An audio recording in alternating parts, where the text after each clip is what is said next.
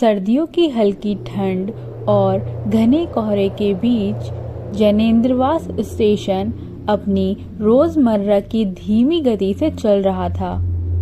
Station के चारों ओर सन्नाटा छाया हुआ था, जैसे कोई अनजाना रहस्य यहाँ की दीवारों में छिपा हो। स्टेशन के नाम से ही अजीब सी रहस्यमयी हवा महसूस होती थी। जैनेन्द्रवास, यहाँ की पुरानी इमारतें और धुएं में खोए प्लेटफॉर्म इस बात का इशारा करते थे कि इस जगह के अतीत में कुछ ऐसा है जिसे कोई नहीं जानता। प्लेटफॉर्म पर दो दोस्त दीपक और बल्लू जैनेन्द्रवास एक्सप्रेस का इंतजार कर रहे थे। बल्लू एक चंचल स्वभाव की लड़की थी, जिसका हर बात में मजाक खोज लेना उसका खास गुण था। वहीं दीपक हमेशा गंभीर और सोच में डूबा रहने वाला व्यक्ति था। बल्लू ने चाय की चुस्की लेते हुए कहा, यार दीपक, ये स्टेशन कुछ अजीब सा नहीं लग रहा? इस जगह पर अजीब सी ठंडक और सन्नाटा है। दीपक ने उसकी बात को हल्के में लिया। अरे बल्लू, तुम हमेशा हर चीज में रोमांच खोज लेती हो। ये बस एक पुराना स्टेशन है, कुछ खास नहीं है। लेकिन बल्लू को स्टेशन की खामोशी अंदर तक चुभ रही थी।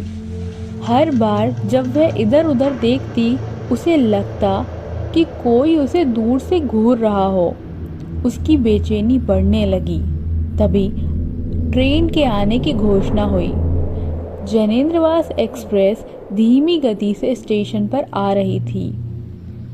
दोनों ने अपने बैग उठाए और ट्रेन में चढ़ गए। ट्रेन में बहुत कम लोग थे और ट्रेन की खिड़कियों से बाहर का कोहरा प्लेटफॉर्म की तरह ही रहस्यमय लग रहा था।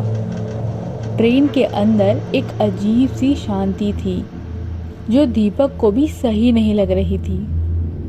ट्रेन चल पड़ी और बल्लू खिड़की के पास बैठते ही बोली, दीपक, तुम्हें लग रहा है जैसे कुछ गड़बड़ है? ये ट्रेन और इसका माहौल कुछ अजीब है। दीपक ने बल्लू की बात को नजरअंदाज करते हुए कहा कि तुम बेवजह ही डर रही हो, ये बस हमारी कल्पना है। बल्लू ने खिड़की से बाहर देखा और तभी उसकी नजर ट्रेन की आखिरी बोगी पर पड़ी। अजीब बात ये थी कि वो बोगी बिल्कुल खाली थी, फिर भी वहां एक धुंधली सी आकृति खड़ी दिखाई दे रही थी। उसका चेहरा साफ नहीं दिख रहा था, लेकिन उसकी आंखें सीधे बल्लू की ओर देख रही थी। बल्लू ने दीपक से कहा, दीपक, मुझे कुछ सही नहीं लग रहा है, वहां देखो। बल्लू ने घबराते हुए इशारा किया। दीपक ने खिड़की से बाहर देखा, लेकिन उसे कुछ नजर नहीं आया। उसने कहा, तुम्हें भ्रम हो रहा है बल्लू, वहां कोई नहीं है। बल्लू चुप हो गई, लेकिन उसकी बेचैनी कम नहीं हुई। ट्रेन की गड़गड़ाहट के बीच उसे बार बार ऐसा लग रहा था कि कोई उसे देख रहा है। तभी अचानक ट्रेन की बत्तियां कुछ देर के लिए झपकने लगी और एक जोरदार झटका लगा। ट्रेन रुक गई, लेकिन वो स्टेशन नहीं था। चारों तरफ अंधेरा और घना कोहरा था। तभी एक अनजान आवाज ने ट्रेन के सन्नाटे को तोड़ा। यहाँ कोई नहीं है। दीपक और बल्लू ने मुड़कर देखा। ट्रेन के पिछले हिस्से से एक आदमी उनकी ओर आ रहा था। उसकी चाल धीमी और भारी थी। बल्लू ने धीरे से पूछा, तुम कौन हो?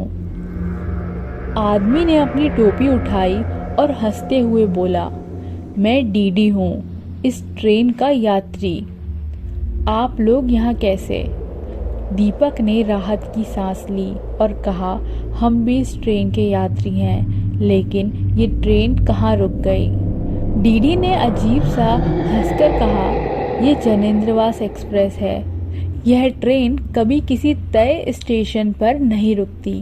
बल्कि वहाँ रुकती है जहाँ यात्रियों को कुछ सीखना होता है। दीपक और बल्लू की सांसें तेज हो गईं। बल्लू ने कहा, क्या मतलब? ये ट्रेन हमें कहाँ ले जा रही है?